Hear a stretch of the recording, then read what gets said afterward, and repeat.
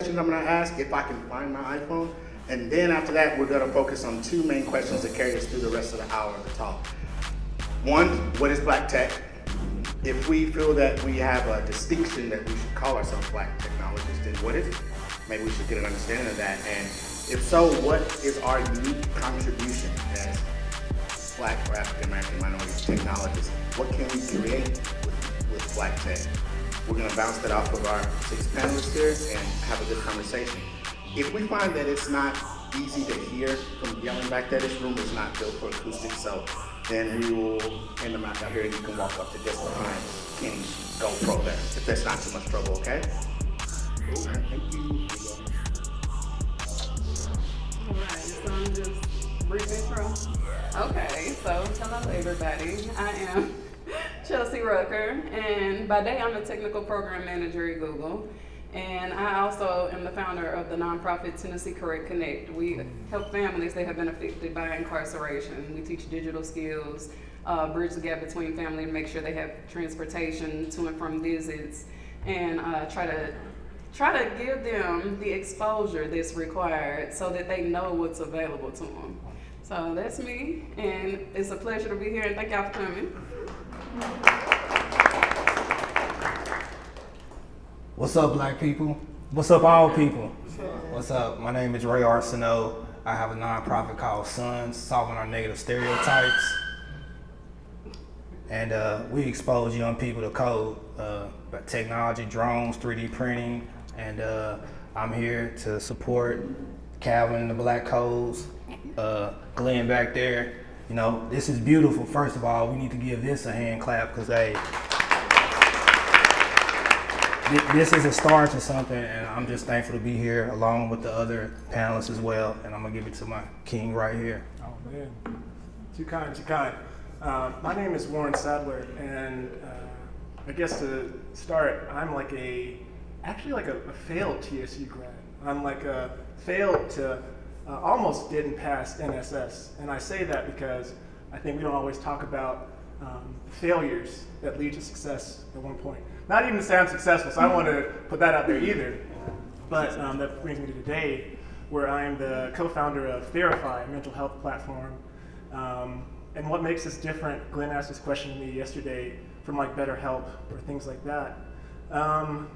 I think we're different because a lot of these services, particularly mental health, particularly for marginalized people, it's about pathologizing mental health. In other words, you have to say, I'm depressed. I have to say, I'm stressed. And I think there's something about that in the psyche of black and brown people that we have to carry those pains with us everywhere we go rather than celebrating things that make us different. So Verify is really about celebrating those things. We really believe that the healthcare journey is just that. It's a journey. It starts from what is this? What do I need? Who's going to help me? And that's really what our product is about.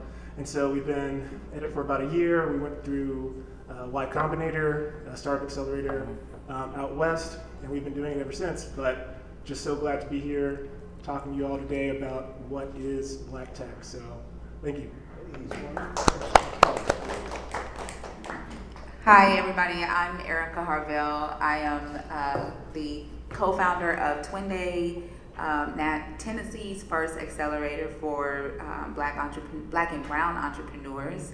Also co-founder and CEO of Nodat, which is a geo-targeting mobile marketing platform where we use AI to help connect you with the businesses and information that you want to know about. So more of what you want and less of what you don't.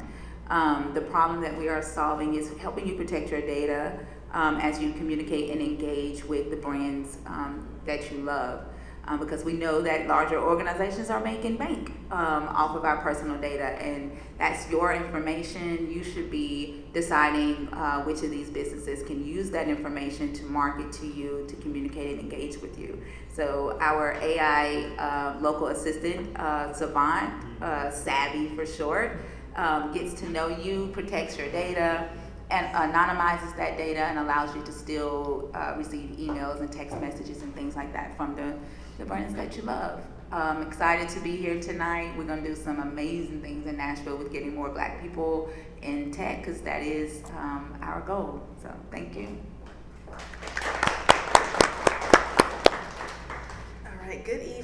my name is Holly Rachel. I am the president and co-organizer of Blacks in Technology Nashville, which is a community that we're building that centers around allyship and advocacy for Black people in technology, and also the co-owner of Rachel and Winfree Consulting and Local Tech, which I'm going to let my other co-owner talk about.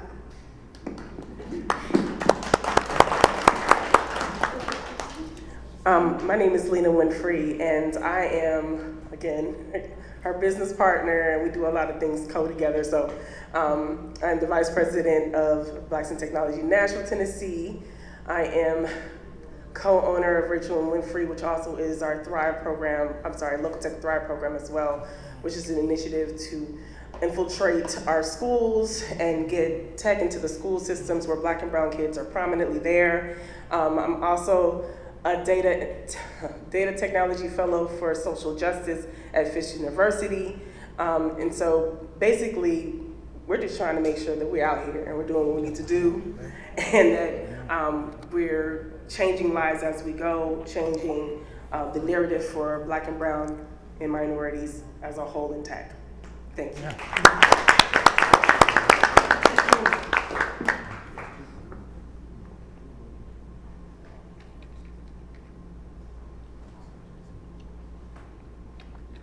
So, first question, starting with Ms. Chelsea, what got you into tech? Do you consider yourself a technologist or just someone in tech? Ooh, you know what? That is a loaded question. All of them are trick questions. I'm going to try to keep this short. I think I might have the most unorthodox pathway into tech. So, I would say that I'm a human technologist. Right. The more I learn about myself and the more I get into my role in being a professional in tech, I'm starting to find that I'm more infatuated with the idea of engineering the mind and the human as a construct. So aside from that, just to go back into my story, I started out in tech as a necessity, honestly. I don't have a formal degree, so I didn't take a traditional educational pathway. I was in a situation where I ended up in a homeless shelter with my two daughters, trying to figure out how to make life work. I didn't have a degree. I couldn't find a job that was paying a livable wage being a single mother. So I decided to use what resources I immediately had around me. So most immediately was the Goodwill. And you know, they have those career services. So they apparently partnered with Google for a IT certificate, and they created a program. And at first I thought it was something that was made up or rumor, because why would Google and Goodwill be working together in the first place? But it was because of an initiative for people exactly like me. It did its job, because I went from a person that had no employment, minimal education. I had a kid. My husband at the time had been incarcerated and given a life sentence. So that kind of spawned my interest in wanting to help the community and people like me. I also didn't know what tech was until I was 25 years old. And the funny thing is, I was working at Asurion in the customer service data center, or in the customer service center. And I heard some IT guys talking about how much they make. And I literally interrupted the conversation, like, y'all do what and make what? And he was like, yeah, we make like $35 an hour, and we're the data guys. And I'm like, well, what do I have to do to do that?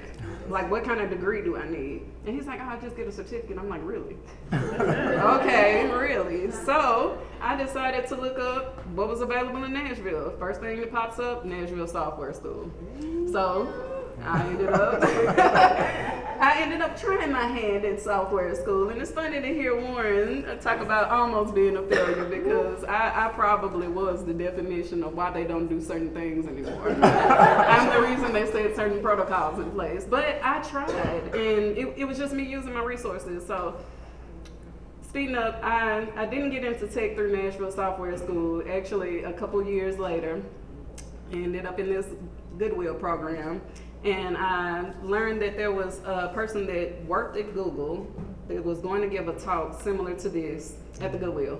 Decided to show up and ask all the questions that I wanted to ask, and he invited me to send my resume. And still, because I didn't have a degree, I didn't have the confidence to send in my resume. He asked me 3 times, literally. Oh, wow. And then I went through a round of interviews with Google and actually got hired. I was shocked, y'all, I'm telling you. So, all that just to say, it doesn't matter where you came from, what your level of exposure was, because like I said, I was 25 years old before I even knew that IT jobs existed. It was just a lack of exposure. And I got into it because I needed to. I wanted to make a sustainable life for myself and my daughters, and I had to do something better for myself. And technology is the great equalizer. So with all the resources that we have available at hand, we don't have to go to brick and mortar schools anymore to get all this education and knowledge. We can literally level ourselves up if we just take advantage of what's available in the community. So I appreciate you listening to the extended version. A reminder, the question was, how do you consider yourself, a technologist or just a person working inside of tech? Okay, I like the way you asked that, and so I'm gonna be careful in the way I answer it, okay? All right. So I don't consider myself a technologist. What I consider myself is a person that loves humans, okay? And so growing up, I watched my stepfather incarcerated for murder, my biological father incarcerated for drugs as a young boy. So between the ages of 9 and 23, I went to go see both of these men at River Bend Maximum Security Institution. So all my life, I spent a lot of time at River Bend, I tell people, right? So me seeing that, I now understand that we are best suited to serve the people we once were. So I go into the schools with these young men and young women who come from circumstances that they can't handle or can't control, right? Like she said, tech is that equalizer. It don't matter where you come from. I feel like if our young men and young women can play video games all day, they can learn how to code, okay?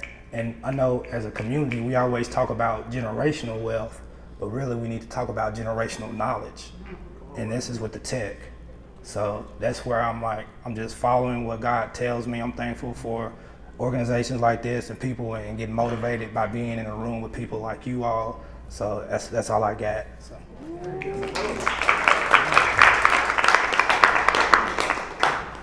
So I guess the question, Do you consider yourself a technologist or a person working inside of tech? yeah, I mean, I think about quoting this is Bill Gates. He says, someone asked him, like, if you could be good at technology or be good at people, which would you pick? And you think Bill Gates, what's the guess, right? He says people. And I think that's the truth of technology. Technology serves some purpose. It's people, right?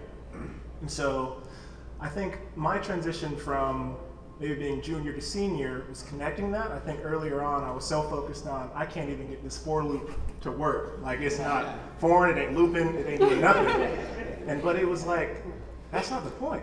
When I get into a room with someone, it's not that they need a for loop. They expect me to know that. Well, they expect me to do a solve a problem. And who's that problem trying to help? Or the problem, who is it affecting? It's someone, it's people. And so I think I got this advice from another mentor. He said, Warren, don't be the SQL guy, don't be the JavaScript guy. In my mind, don't even be the for loop guy. Be a technologist. Because technology is your skill that you bring to solving problems for people. And so, I don't know if I consider myself a technologist, more of a problem solver. Okay.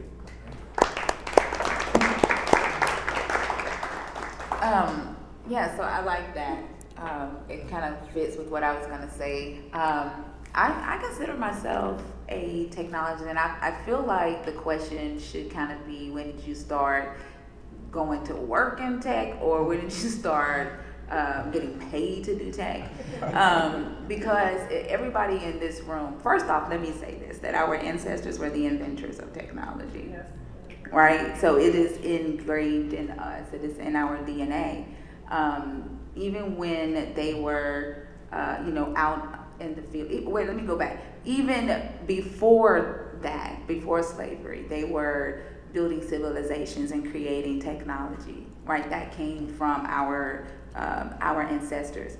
Even when they went into slavery, they were figuring out, because they were doing things repetitiously, they were figuring out shortcuts on how to get things done, right? So the technologists and our brains constantly looking to see how we can make the world a better place, that is engraved in our DNA. So all of us are technologists. It's just when did we start applying that skill to get paid? I think should be the question. But like I was telling you the other day, my kids got into a car accident. My 14-year-old, that boy is always constructing something. And he sprained his wrist, and they gave him, you know, the little ice things that you put on your wrist. He got tired of holding it on his wrist, so he went upstairs and got his little karate belt, a pair of his boxers, and put the thing inside and wrapped the thing around his arm. He was like, "Can you tie this tight for me?" I said, "Boy, you done made a whole contraption." You just slipped the little ice thing in one of the holes of the boxes. I was like, we can replicate this and sell this, because people need that, right? But it's in our DNA.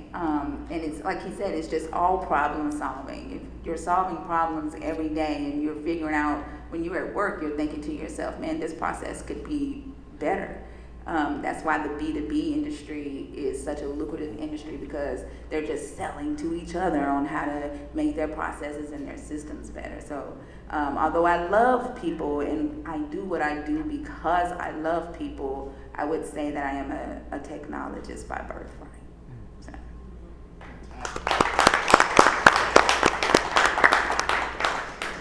I feel like I should have said at that end, so I didn't have to follow hella deep. So I do like what Aireka and Warren were saying as far as the problem-solving piece. When you asked Mark what got you into tech, I was like, Lena got me into tech.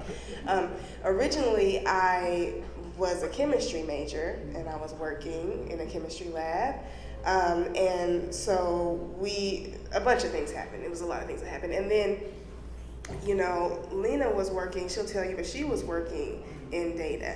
And so, you know, kind of the opportunity came. It's like, let's start something. We can help, again, solve problems with data. And I was like, girl, I don't know, because like, I have a chemistry degree. Like, I don't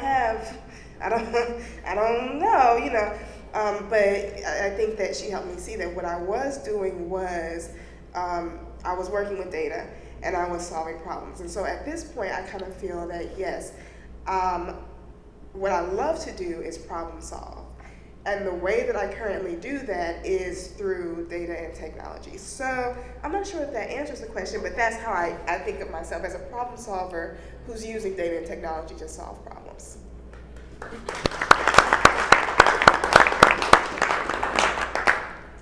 Okay, so make sure I got the questions right. Yes and yes. And I'm gonna say yes to both, because what I've noticed is we have to claim what we are, you know, and a lot of the times, you know, we don't claim ourselves as technologists, or we don't claim ourselves as, you know, who we are, you know, and as a people, we gotta start naming and claiming it, period. You know, this is what I do, this is who I am, and be comfortable with that. Also, there's a stigma that STEM is not the tech. Science is technology, technology is science. We're not gonna separate the two because they have a lot to do with each other, you know? So I believe that I came into this in a totally different way. I have a nutrition degree and a chemistry degree as well. I came in here because I was doing epidemiology, and I was crashing computers trying to learn to code before it was a thing. I'm not even gonna date myself, I'm dating myself. But let me just say, before these young bloods in here were doing Python and R and all that, I was over here, I'm dating myself. But anyway, let's just put it this way. I made a website for people to like input data, because we're using NHANES, which is it's a part of the census data, basically. And they wanted to know what these people are eating on the southwest or southeast of the United States. So you need to give us a vitamin D index from that. Go. Huh? Okay, so now we inputting food, fruit, bananas, all this stuff, trying to figure out what these people are eating. Literally, I think 4 or 5 computers went down, y'all. Down, trying to get all this information together before the big data movement. So that's when I was like, this is important. You know, this is real important. Once we got that vitamin D index thing together, we started changing lives out here. We were be able to see populations like, oh, they need this. This is why this is deficient. And we've kind of figured out a lot of things. And I'm sorry, I'm not going to take too much time, but then I went back to Meharry with the same skills I had, because they called me back and hey, we're starting a data science institute. We cannot do this, so we need you to, let's get in here and get this done. We did that and found so much more, because the big data hit, and we were able to see generations back from Metro data. 37208 was like highlighted because we saw so many disparities in that one zip code versus the United States of America, and we were able to see where we need to plug in. So I say all this to say, technology is in everything. It's everything we touch now. And if you are moving and shaking in it, if you are creating things in it, if you are getting paid in it, if you are doing anything in it, call yourself a technologist. And be proud about that, because that is what you are and that's what you're doing. That's all I got.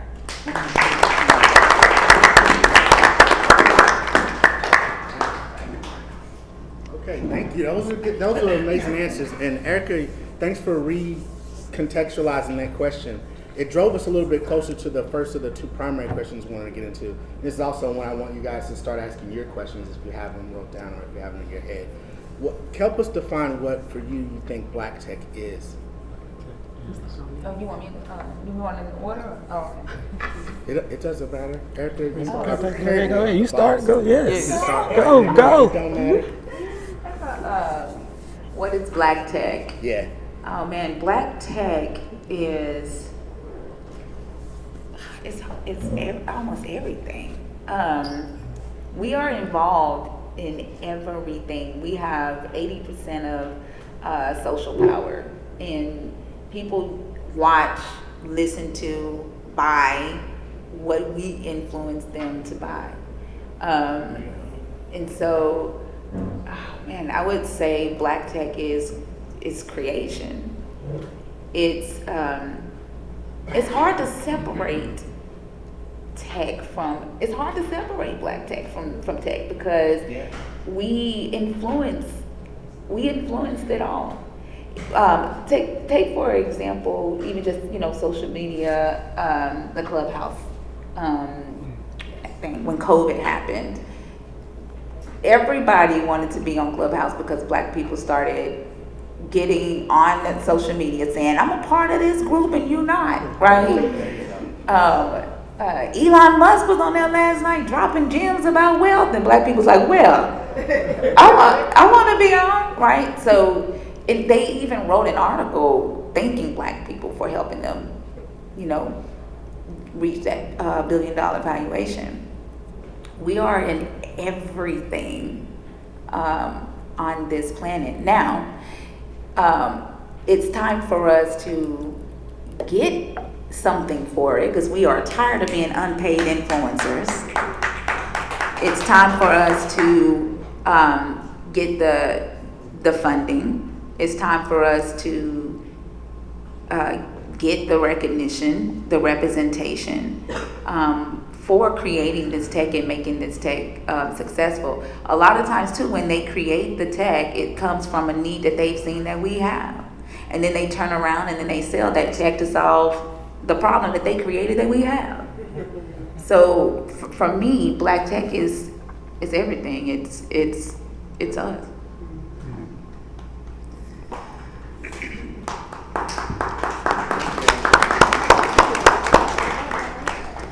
I totally agree. I was thinking about that and I was like, ooh, what? I'm not sure that I had really thought about it, but every single thing that Black people do, we put our own little flavor, a little spin on it. So that means that Black tech is everywhere around us, being created all the time and every day. So like Aireka was saying, we're innovators, we are trendsetters. If we haven't defined Black tech yet, it probably soon will be quote unquote defined, and then someone will try to copy that. So they're gonna trademark it, they're gonna copy that, and they're gonna, but it's definitely being created all around us. Whatever a Black person does in tech, I'm just gonna consider that's Black tech. A loaded question again. Thank you, sir. Yes. I gave you You did warn us. They're all questions. I feel like technology embodies so much. It just embodies so many facets. And technology on its own is very broad. And then when you add Black to that, now we're going into a whole nother realm. And it's also broad, because there's things we do that could be under the tech umbrella and could not be. So it again, loaded question. I think that we have to start defining that for ourselves. I feel like as all these individuals are in here are brilliant and amazing people and talented in their own right in technology, we got to start defining that. Like really giving definition to what does it mean to be Black technologists. And you know, our ancestors weren't necessarily able to create a footprint for themselves, even though they did. It's powerful to know that they were not given that footprint, but they took it. I think that it's our time that we can actually define things and not just have to take, we still have to take it, we do say that, but we can label, we can claim, and we can identify as such. I think it's time for us to start doing that. Laying the groundwork for change in our communities, for the ability for us to make more money, not singular money, not siloed money. And I'm saying that because a lot of us will be making a lot of money, some of us ain't making none. But technology can give us a leg up as a whole population if we do this right, if we literally define this for ourselves and come up with ways so that our kids and our kids' kids can have a legacy that they created, a footprint that they made for themselves, like our ancestors. I just want to add one thing. I think Black tech too is equity, right? It's creating technology that's inclusive for us, and when it's inclusive for us, it becomes inclusive for everybody. That's what I think Black tech is, because when we create tech, we're going to create it from our standpoint of our experiences and how not having this equity has affected our lives. For example, everybody knows about the digital dollar, right? The cryptocurrency market and all of that.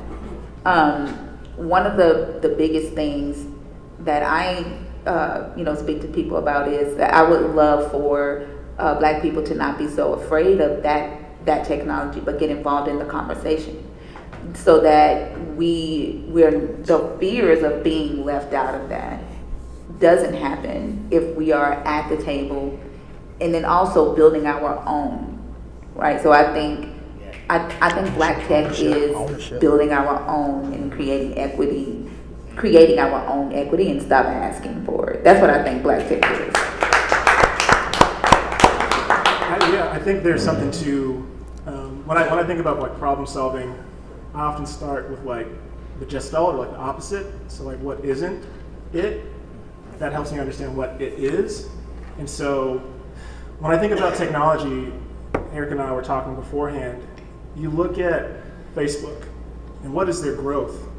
It's literally acquiring every company that was a threat to them, right?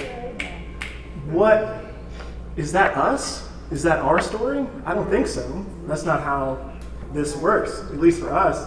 Blackness is abundance, right? And we believe that. That's how we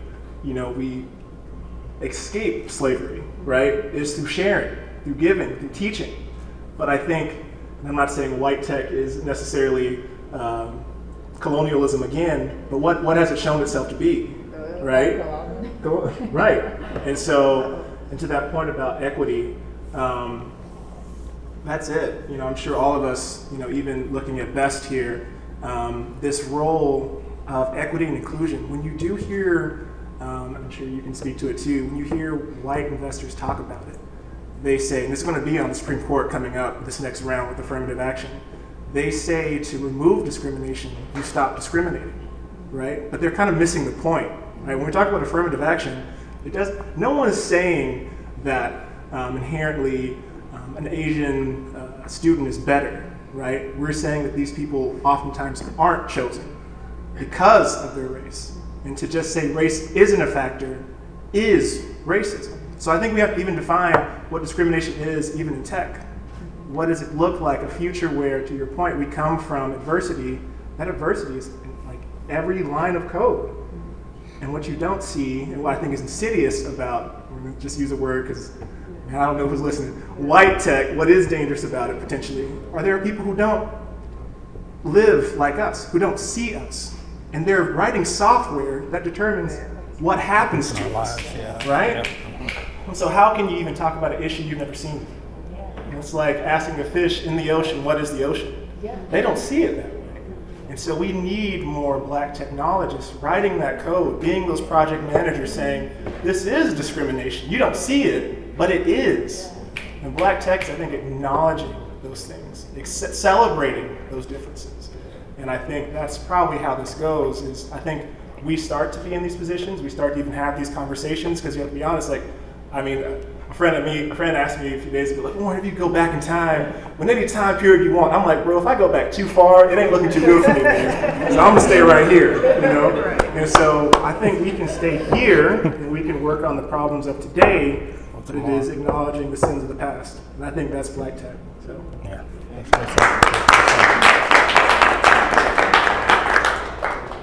So I definitely like what Warren said and Aireka said, Lena and Rachel as well. What black tech is that knowledge. I always talk to my sons about legacy, right? What is legacy? When we hear legacy, we think about money, first of all. But again, it goes back to that knowledge. Because if you got the wrong type of mindset, you can lose money. But if you got the right type of mindset, you can make money and then have generational wealth. So I feel like, right now we're in this fourth industrial revolution. At a time, black people didn't own land, we didn't own businesses or anything like that. But now we have something called intellectual property. And like we said, ownership, equity, you can't make any rules, you can't make any laws if you don't have any ownership. You can only take what they give you. I watched UIL and Deion Sanders was on there last week, and he was talking about we're not just taking peanuts. We're not doing that no more. We're gonna take a stand, we're gonna come together because we know power in numbers. That's all it is, really. Black tech is us taking advantage of this intellectual property to finally take advantage of economic sustainability for our current selves and for the future. Because if we do that, I think it's a game changer. And can't nobody else touch us. And where we come from and what's in our DNA, it's a game over. We can level the playing field. And so one of my mentors always used to tell me, you may be doing what is right, but are you doing what is right the right way? And the right way is to come together, strategically plan, and see what it looks like for us and for our future generation kids. So that's why I go into the schools to get their mind ready for what it looks like. So that's what I got.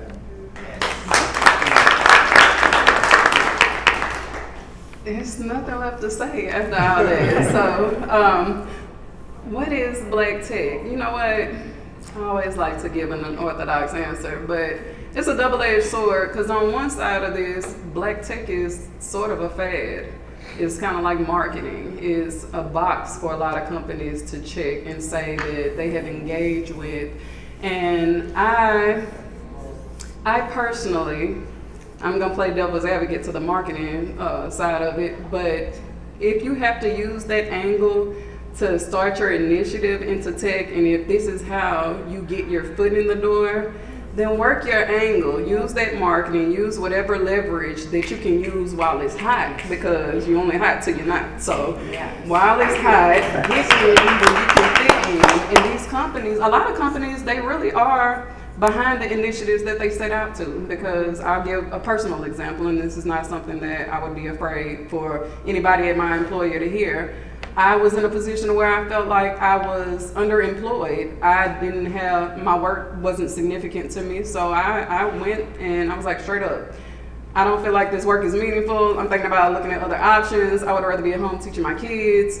And they were like, no, wait, you are talented. The contributions that you have are valuable and it should not go uncompensated. So here I am.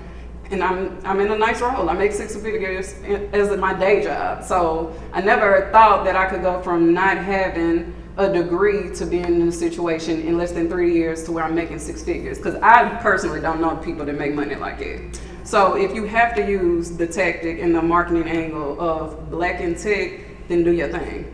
But on a deeper level, also, like Aireka was saying, it's a part of who we are. We have always had the minimal amount of resources, and we make everything work. No matter what we got to do, no matter what situation we find ourselves in, we're going to figure out how to do it and how to do it the easiest way possible. So it's not what is Black tech. Tech is Black foundationally. We just need to, like Raymond said, take ownership of their intellectual property and come together as a community and work together as opposed to being separate.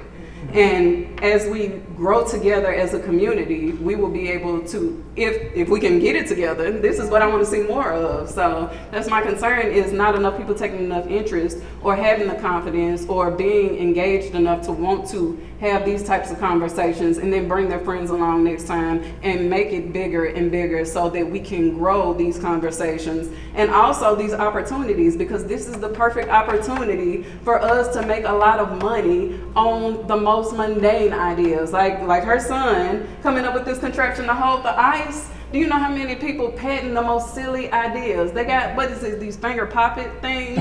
If they can make bank off of that, do you know how many ideas we just got sitting in the back of our brains that we can capitalize on if we would protect our intellectual property? So on a deeper level, we're all Black tech. Tech cannot be defined without the word Black, because that's what it is, period. Now, whether we get recognition for it or not, that's okay, because we're used to that. But I want everybody to take from this conversation and share with your friends that now is the time. Start looking for how you can create revenue streams from your own ideas, because again, we are all technologists and this is the perfect time to gain off of it. So.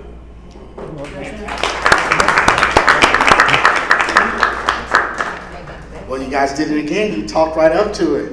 I had another final question I wanted to carry us through the hour, but before I get to that, let's take a slight step back, ask something maybe a little lighter, maybe not. If we just skip over Aireka, it'll be a lightweight question. We won't go that deep. I'm just kidding. We all know what coding is, right? Everyone in the room knows what coding? By the way, this is question time, guys. If you have a question, just hold your hand up so that we can ask these guys. If I ask you to stick to the code, what would that mean to you? I'll be fair, in the context of where we are and what we're talking about now.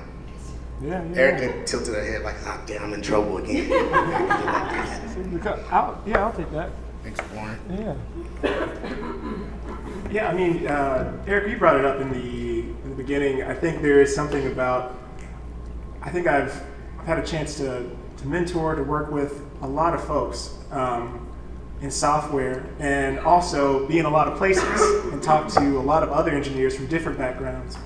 And I'm not saying it's hard for Black engineers to stick to code, but I'm gonna maybe complicate the question, complicate the conversation, where I think everybody's challenges are different, everybody's circumstance is different, but I think there's something about the psychology of the minority experience that makes it hard to sort of adhere to those rote things. And so I think about some of my white friends, and their dad said, hey man, you go to school, you do this, you're gonna have a job.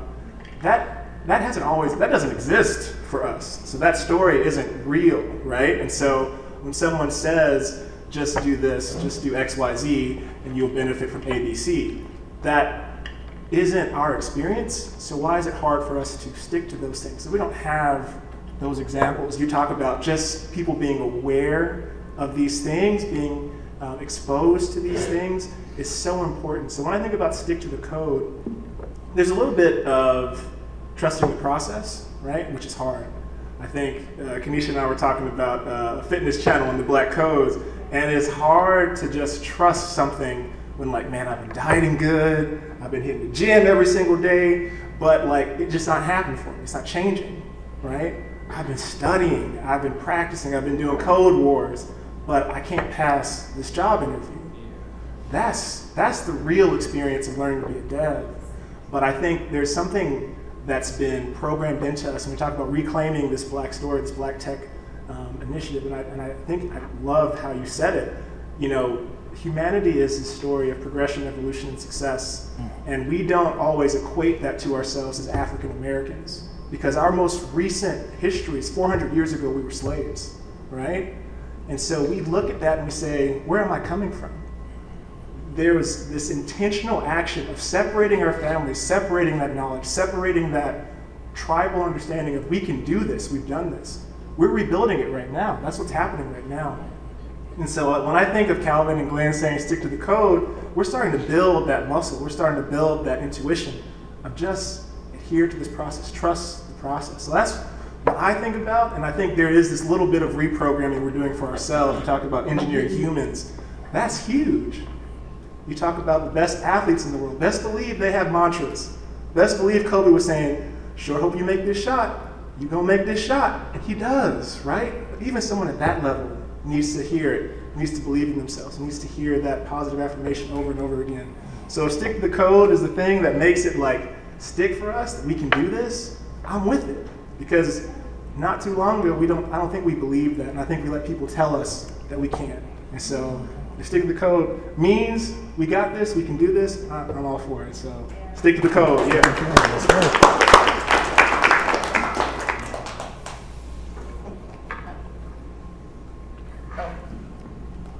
Mine is gonna be really, really easy, I promise. It's gonna be really light. For me, stick to the code means, everybody in this room, we walk down the street, we see another Black person, we gonna go, right? Like, that's our code, right? Like, I got your back, what's up? I see you, right? I see you. Sticking to the code means having each other's back. When you get in the door, leave that door open for the next one to come in. That's the code that we need to stick to. Recently, our company got funding from Amazon through the Impact Accelerator for Black Founders. A husband reached out to me on LinkedIn. He just came into my, and I don't answer everybody's LinkedIn, and I think I told, what's your name, Wayne? I told Wayne my code, but I don't answer everybody's LinkedIn.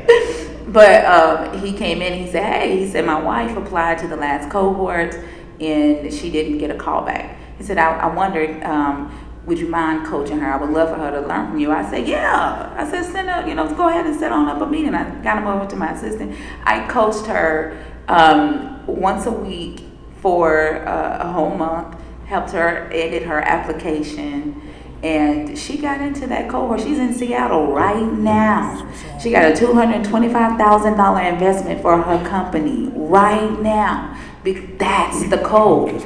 Once you figure out something, once you get your foot in the door, you leave that door open for the next one.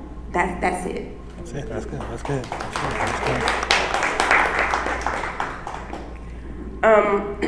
I just want to know whose code and what code before I say I'm gonna stick to it. So I saw you in that hallway over there. I said, stick to the code, and I just walked off. What does that mean to you? I'm like, can I create the code? Like, that's where I'm at. Can I create the code? Because not all code fits into every scenario, and so I think that it's important for us to really think about what does that mean? Because they've created codes that we don't fit into.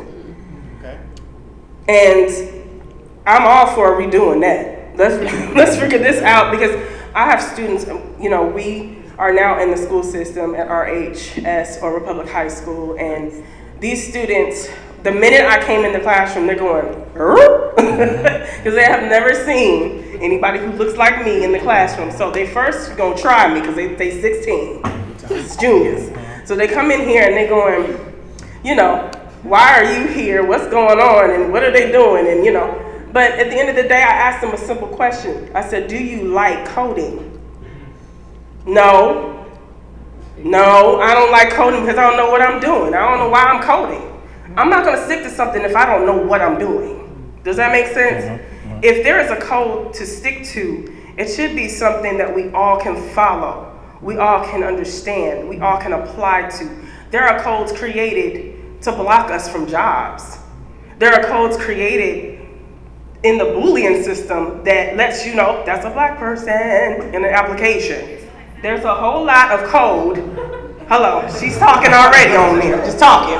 But at the end of the day, I just want to make sure that whatever code I'm sticking to is applied to my life and my goals. And my students have to have that same fervor. We got to start really paying attention to who's asking these questions.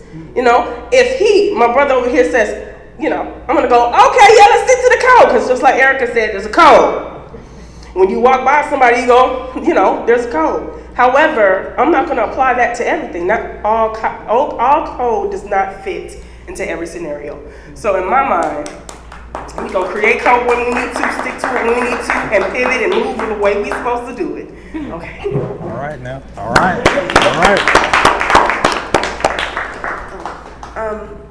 So, not being a software engineer, I had never heard that phrase, but immediately I didn't like it. I was like, you talking about stick to the... I think that when I heard Aireka and Warren speak, I was like, oh, okay, like a positive spin, like, okay, like I can see that.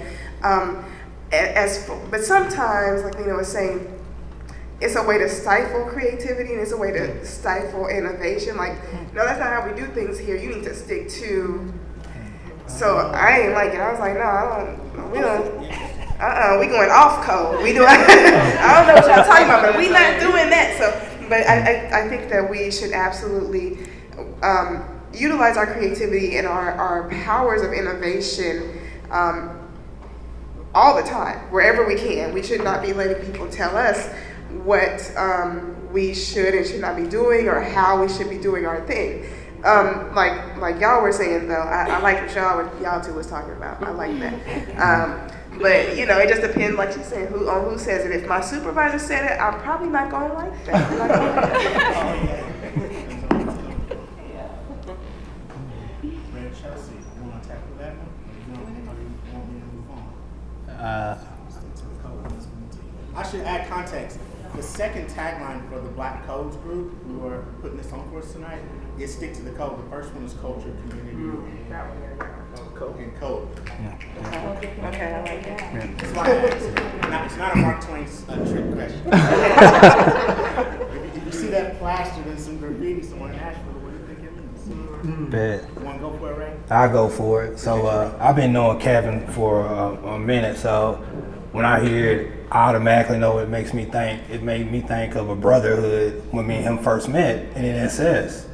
Like, we didn't know each other, and it'd be all right if he let me tell you what I thought about him when I first met him. I was like, man, he look like your boy off of ATL, this TV show. I said, a fake ATL looking guy over there, right? That's what I thought of him. But then, like, we brothers now. When he says that, like, stick to the code. Like, when I was looking for a div job 2 years ago, he would always say, stick to the code. We'll say, stick to the code. Like, we were motivating each other. Hey, no matter how many no's we get, well, you need to work, you need to do some more projects. You don't got enough experience in the interviews, stick to the code. So that's what automatically meant to me. It was that bond brotherhood that me and him had when we first met. When you walked up to him, it's like, man, yeah, we got this channel, man. Like, you need to, you know, we trying to build a community. And so yeah, it's just like him. Like, everybody who went to NSF knew him. Like, he built that. So when I hear stick to the code, I think of that human factor. He's like, hey, brother, you got this. Hey, brother, you got this. Hey, sister, you got this. Hey, you know, you got this. So when I hear it, I think of that, you know, that bond that we have now. Like, we talk about being fathers, and now he's a father, I'm a father. We talk about that stuff now. It's like we building that relationship, that relationship that's gonna be beyond the code. That's gonna be my TV show, Beyond the Code, right? Because now it's not just about the code, it's about a lifestyle that we have within our community. So that's it. So yeah.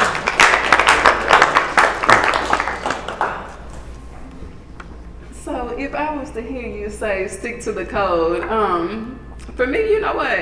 That actually is just something very naturally that I would automatically think, just do what you gotta do. It's kind of like a slogan of empowerment. Stick to the code, do your thing, do what you gotta do till you can get to the next level. Just stick to the process. So, Persevere. yeah, that's what it is. Thank you.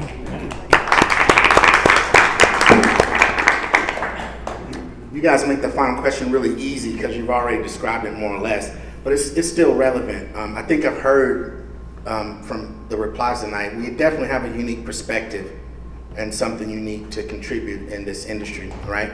So don't have to go heavy with this, but if you could name, and I'll give an example of what I mean, one redeeming platform, one piece of technology. I don't know if it's a mobile app or a business idea or something. It could be rapid fire. You can just say one thing that we could, with the talent in this room, start working on in 2023.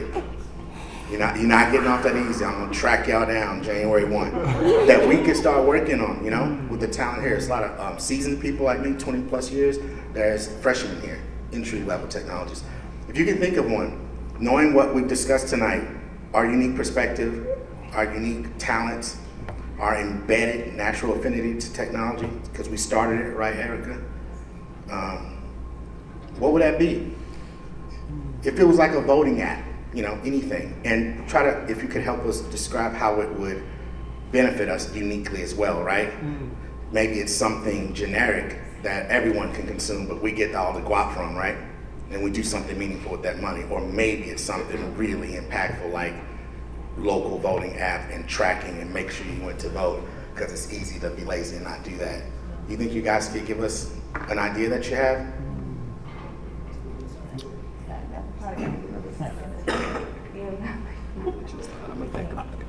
You gonna let me start? So I'm gonna think about it. All right, I always call myself an innovator. So, again, me going back to education, I feel like, especially, I don't know if anybody read the article online about the new law, third grade retention rate, right? So, you know, third grade retention rate laws that they're making. But one thing about that third grade is a very special component to the number of jail cells they build every year. Okay, we know about Core Civic here in Nashville. We know, $1 billion company, but they know by the literacy rate of third graders how many jail cells they're going to need. So if I'm thinking about education, something that got me into education was my youngest son at the time. He was learning how to read. So I created something called the Me app. Yeah, so it was my education. What it was, it's an AI-driven platform where it would track his learning over years. Okay, so I think about our kids in our community, they're behind because of the resources and everything. So what if we could start tracking their progress from, again, there's a gentleman in Harlem called the Harlem School Zones, Jeff Canada.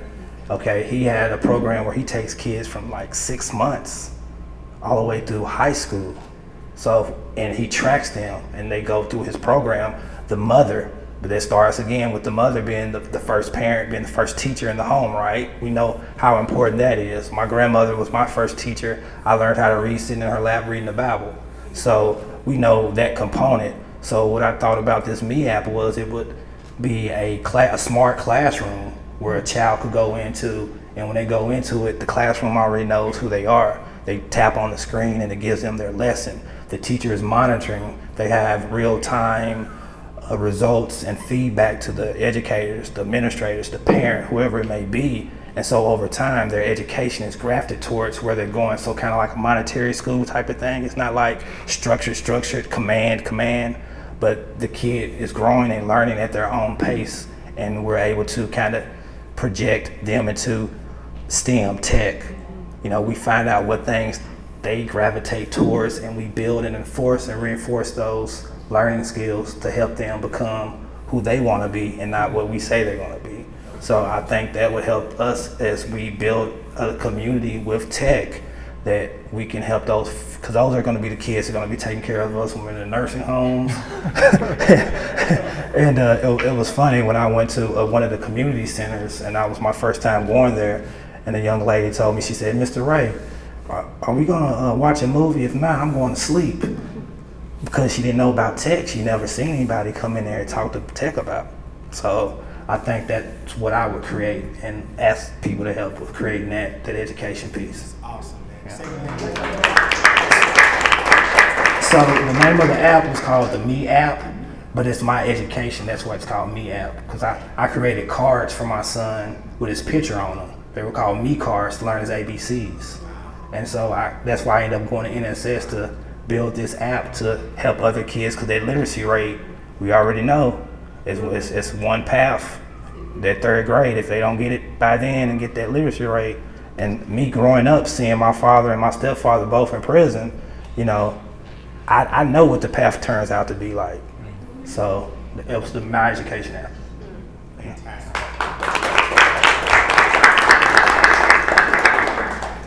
Love that, man. I mean, there's something about a technology that is rooted in egalitarianism, just goodness, right? And I hope that's the next generation of product, right? Look at all these companies we're talking about.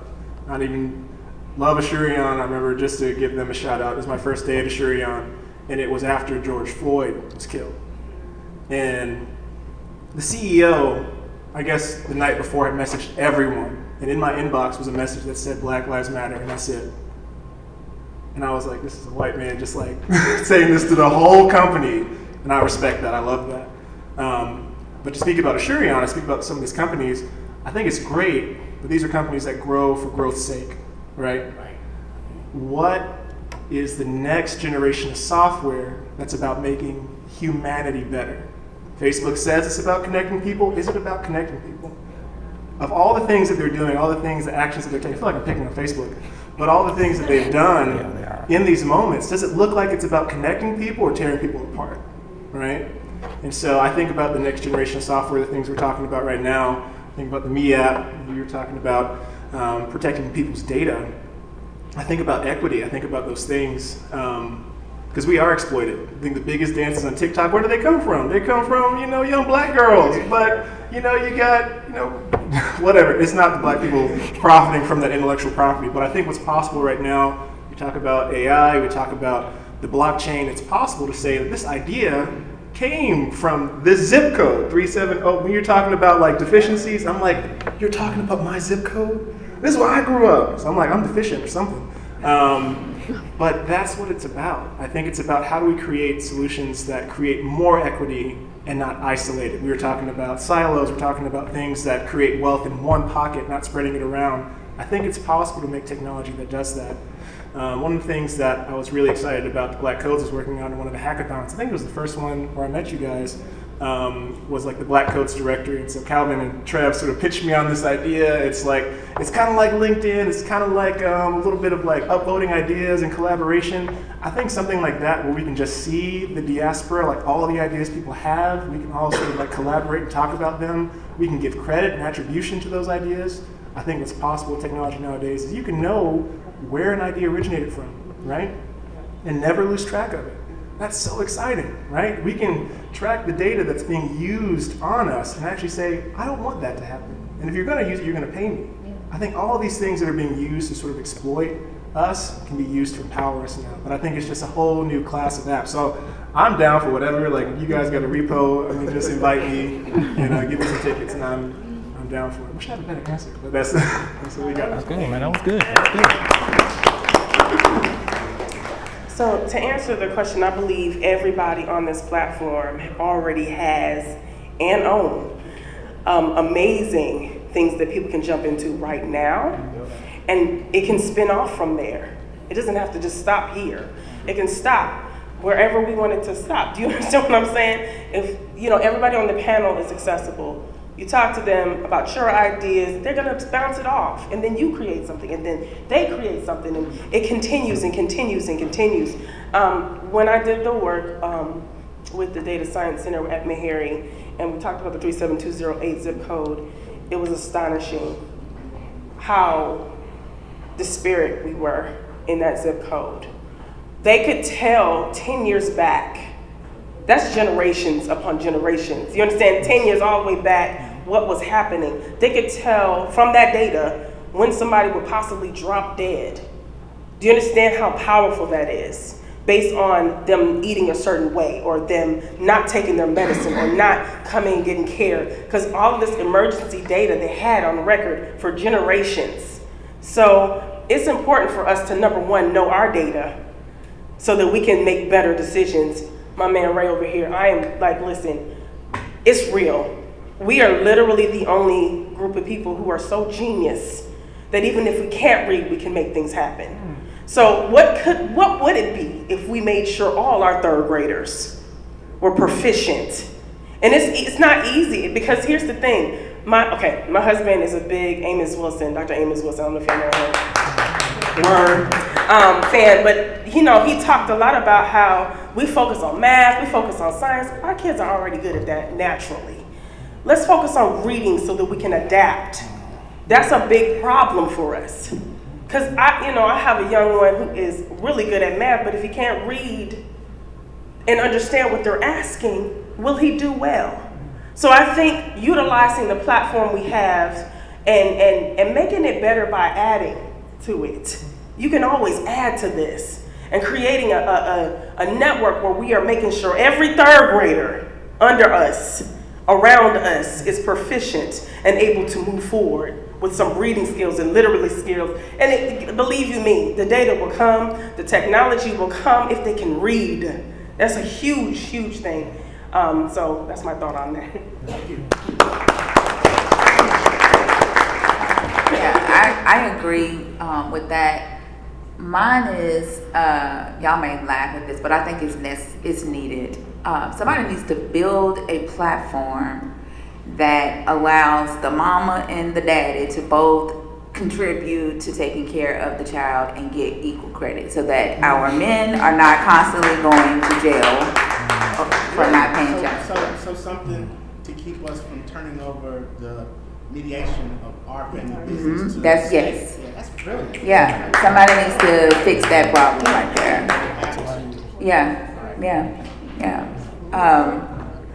Have it connect to Amazon, right? And put each child's name in the platform. Like, I've been waiting on somebody to do this, so that's why put each child's name in the platform. Each parent has a login, and the child can go in there and create a wish list. They can split up the rent based off of the room, based off of the child's room size, whatever you got to do. The electricity, the water, based off of how many children you have, right?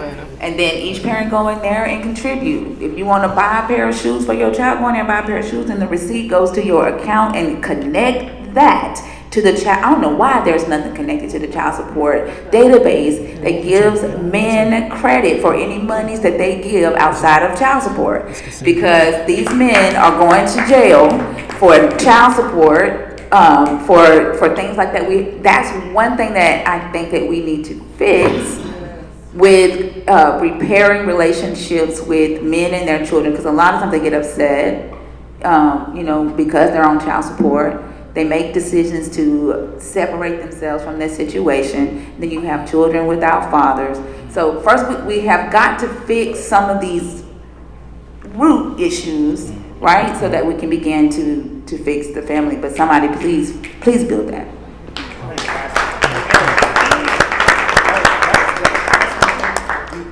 Does it have a name yet?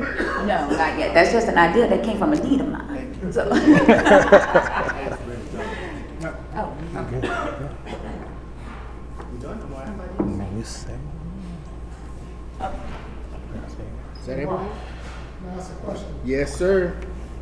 So, until I've been in the corporate world for a while, when you said stick to the code, I thought about code switching. And what I need to do to assimilate and all of it. So, could you guys, ladies, gentlemen, share with some early career people how you manage to sort of assimilate and get past some of the things that you had to, while integrating with some engineering types as you're sliding to this technology space? Thank you. That was a question.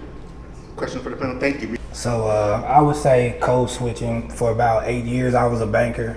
I wore suits 7 days a week, Monday through Saturday. I had customers come in to the bank and close home equity lines.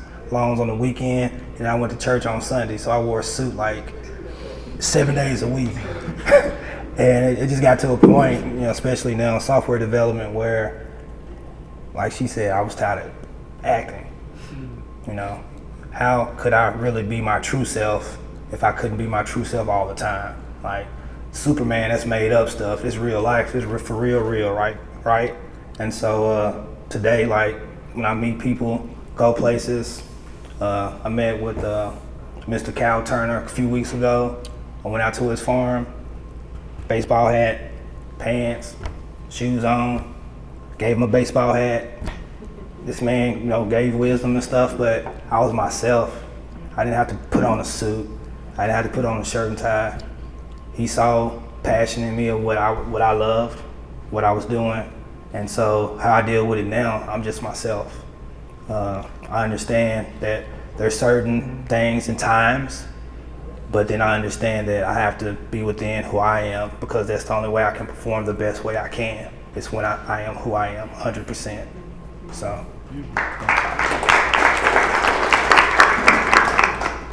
Yeah, I would say like working in the mental health space, you get exposed to like a lot of these ideas like acceptance theory, like radical self-acceptance. And what does that mean is it's accepting who you are, flaws and everything. But some of those things that we think of as flaws, they aren't, right? They're just, sometimes they're things we've developed to survive, right? They aren't flaws, they're part of who we are. And I think there's something to be said for navigating this world. Like you said, it's damaging. The body keeps the count, it keeps the score. So you're living every single day, a part of you suppressed, right? You're walking into a room, you're not able to speak your mind. I was really impressed. I had to talk to a leader at Indeed and DEI, and it kind of struck me. She said, like, if someone finds themselves and they find themselves outside of this company, in other words, like I don't want to be here, she said, that's cool with me. And I was like, dang, you're trying to keep people out of here? It's like, no. And she said, like, I want them to be themselves. And I'm like, there's something about that. How many of us live our lives doing jobs, doing work, things that we don't care about, and we wonder why we're not succeeding.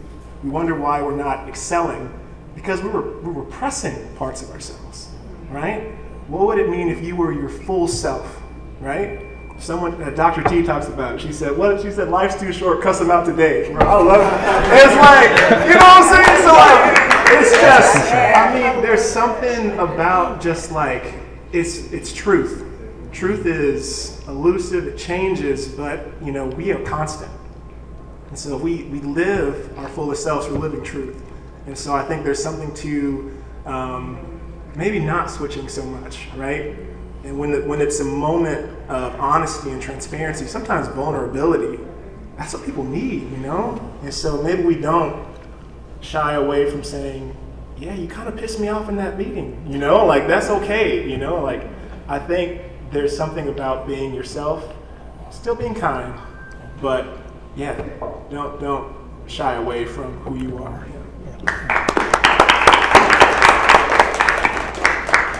Yeah, I agree that I think somebody said that's a code that I would not stick to, is code switching. I didn't even know code switching was a word when I was doing. I didn't even know that's what it was called. My kids would always say, "You put on your white girl voice." They would always say that. And it wasn't until I would probably say 2019, 2018 when I heard that it was called code switching. And when I actually realized that the reason why I was doing it. And around 2020, I went natural with my hair. I started wearing my afro. And one of my mentors invited me to a exclusive mastermind. Everybody in that room, it was on succession planning. Everybody in that room had companies valued at $20 million to $100 million, right? And she invited me as her guest. I walked up in there with my Titans jersey on and my fro.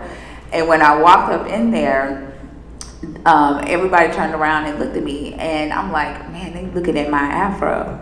And one of the gentleman there he emailed me and he's like, hey, can we go to coffee? He's like, I love what you're doing. And so I get there and I go to have coffee with him. He said, I emailed such and such and asked for your information because when you walked in the room, you commanded attention. It wasn't my afro that they were looking at. They were looking at the power that I exemplified when I walked in the room, the confidence that I showed when I walked in the room. And then so I'm also a part of a mastermind. And in this mastermind, I'm the only black woman. It's all, women entrepreneurs, and we get put in these groups. So these women are my tribe. They are my tribe. But in order to make them, I just put it in their face. I just sent them pictures of me and my afro. I'm like, look at my hair, y'all. Just get used to it, because I'm about to show up to every meeting like this. And then I got the confidence to pitch to investors in my afro. So I had to, now, I don't know, my kids told me the other day that they heard the voice, but so it's still me training myself and teaching myself to undo all of that. But that is one code that I do not plan on sticking to. The name of my company is Know That, y'all. That's AAVE. They just gonna have to get used to it.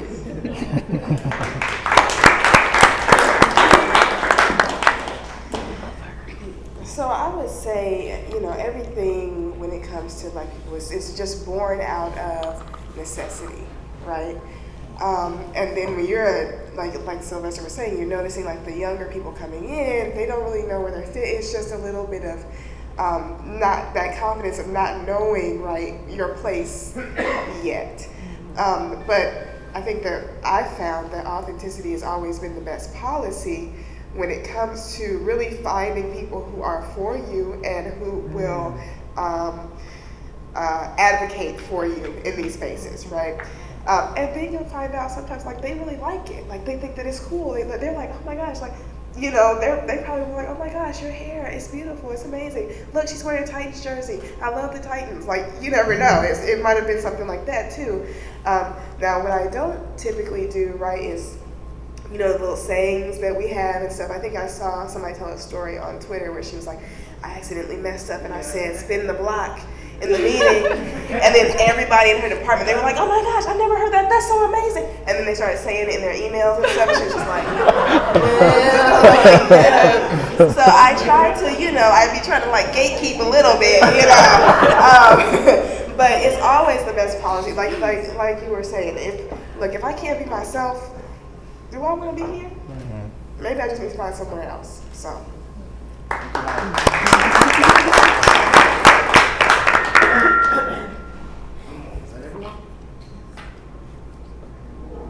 Any more questions, y'all?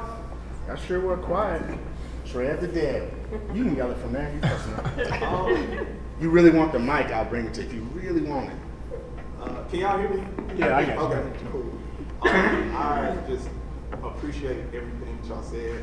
To some capacity, I know I've worked with all of you to an extent, so I know the depth of knowledge and experience that's up here. I really appreciate that. I want to give another answer to that question because, one, I think you're in the psychology, theorified psychology space, and then Aireka, you talked about showing up as yourself. I've been recently really doing deep thinking as far as why is that so important? If y'all don't know, my background was military, and so there was an immediate structure that comes in there. You have to have your hair cut, you have to walk in line, you have to do things like this. And the technology space allows for you, just who you are or how you dress is innovation within itself.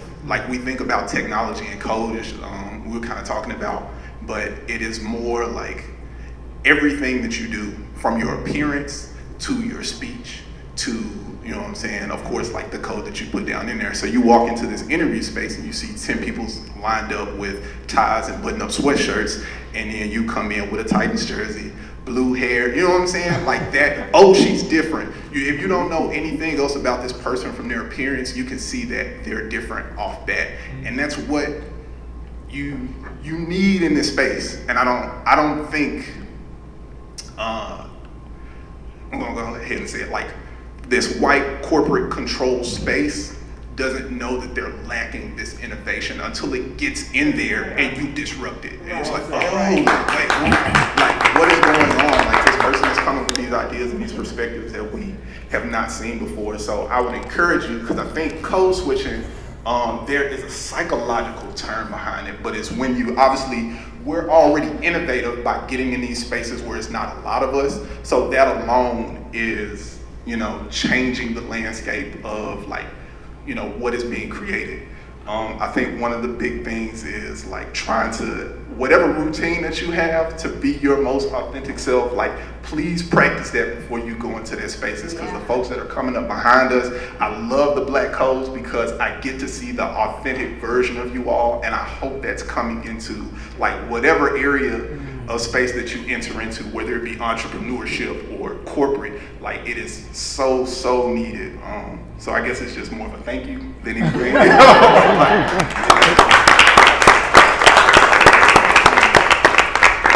For those on Zoom, that was co-founder of the Black Codes, Trevor Gwynn, one of my favorite people in Nashville. Any more questions from the audience? Okay. I have a question. So when we start to think about generational knowledge and the fact that this kind of blew my mind, the first computer ever was built about 400 years ago. How do we begin to really make sure this next generation is educated and ready as far as tech? Like how do we get started? Because I've heard you, Chelsea, speaking about your efforts. How do you guys get started with these things, and how can we simulate this in our own personal journeys so that we can, you know, stick to the code and help those coming behind us, even at these younger ages? I'm pretty new to this whole area, but a lot of people I meet have been on their journey since they were like kids. And when I see these gaps, how do we help close them for our kids and this coming in generation? Thank you, Warren. Yeah, I think it's a phenomenal question, and I think it's I think everyone up here sort of hit it, but there's this inflection point where you're no longer a consumer of technology, but you start applying it, you start using it. And I think what's dangerous about American culture is consumerism. It makes you very passive to things. You see something on TV and you think that's not me. You see success and you think of it as something apart from you. And I think you said it too, entrepreneurialism is looking at issues and problems in your life and saying, I can fix that. I don't have to wait for someone to make something for me so I can go buy that.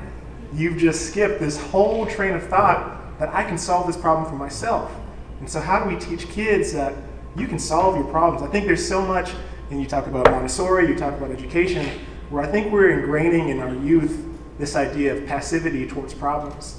I need someone to, one, teach me rather than trusting my own intuition. I need someone to fix it rather than solving it myself. And that's like one of the first things I learned at NSS was like, my code wasn't working. I was like, hey, help. And he was like, Warren, that's your job now. You're the programmer. When the computer don't work, you fix it. I was like, oh, okay, bet. And so that's it. And I think when math is difficult, math is intuitive, right? Math is 1 and 1 becoming 2. We can see that, right? Computers are on and off, binary, building to like more complex ideas. I think, and you talked about this earlier, Mark Twain, where it's just like, we're just so naturally gifted at most things when we have to work for something that feels like too much resistance. And I think we have to teach our kids to lean into that and say, I have to create things, and creation is hard. It's very difficult. And I think signing up for that work is hard, but I think we do it by supporting one another. Conversations like this, saying that, stick to the code, you got it, don't give up, you know what I'm saying? That's part of this process. But it's that shift from, I'm just gonna accept this, to I'm gonna fix this, I'm gonna make it better. And I think that's the skill set. I think that's maybe the idea.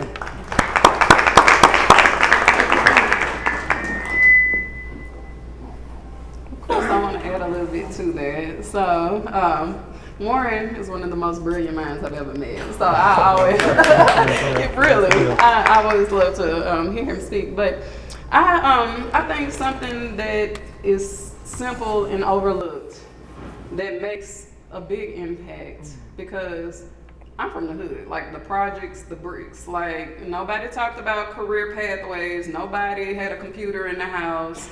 We was trying to figure out how we was gonna eat. We was trying to figure out how we was gonna have on clothes. So the biggest thing I think because it's beyond being a race issue, it's a class issue. And we are primarily at that lower class spectrum.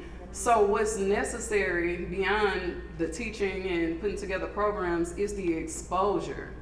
I take every opportunity to use the Google brand, because I work for them, and inspire children everywhere. I literally go to other cities working for Google and go walk through the projects just to see who I see out in my Google swag, just to see if I can strike up a conversation with kids and see what they're thinking, see what y'all doing, what y'all like. I mean, because I'm that type of person and I care that deeply. Now, I'm not saying it's the safest thing to do, just go walk through the projects and like holler at some kids and see what they up to. But I'm comfortable because I came from that place. So when I'm in another city, I don't care nothing about being in this neighborhood, because this is where I came up. I'm okay with striking these conversations up and finding different initiatives. Even if you just show up at a community center, go make it a priority to show the children what's available, because like a lot of everybody in here, I started with code, but I'm not good at coding.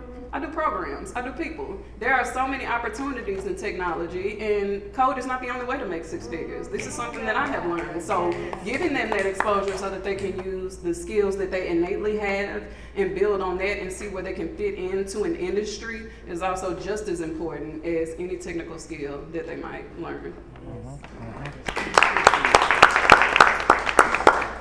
I know I'm about to end. I'm going to be brief. My suggestion, if you really want to change something, is to jump in.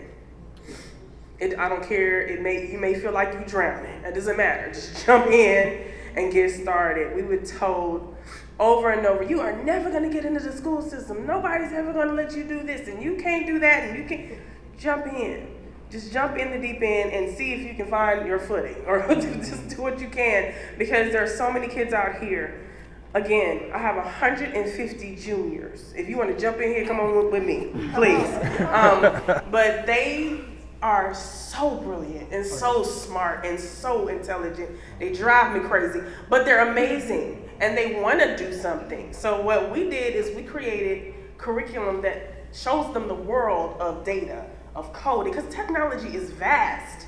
We can't say, oh, here, you do JavaScript and walk away. That's not going to be helpful. They don't know what to do with that. So we need you to come in here and say, here's what I do.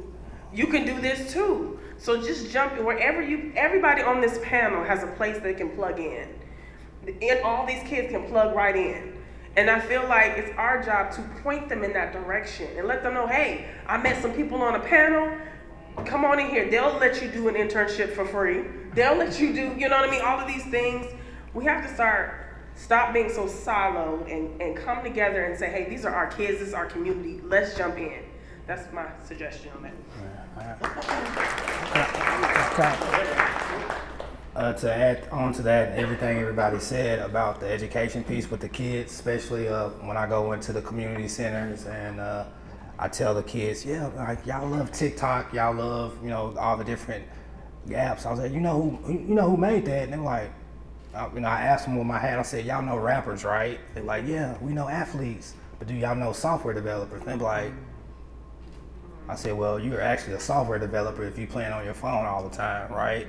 And so a way that we're doing it at Sons is that we're exposing them to technology and code, but also we're wanting them to be techpreneurs. We want them to create. We want them to be able to not only learn tech, but apply it for economic reasons, right? And so the way that we're gonna start scaling is we're gonna have a Sons Tech Bus. We realize that the best way to get more kids involved is to go to the kids. Yeah. We were looking for a building, but the building's only gonna serve so many kids. But if we can get on the streets, boots on the ground, go to the kids, we can make a bigger impact and scale. So you be looking out for that Suns Tech bus. We got sponsors right now. We lining it up, and we gonna bring the heat.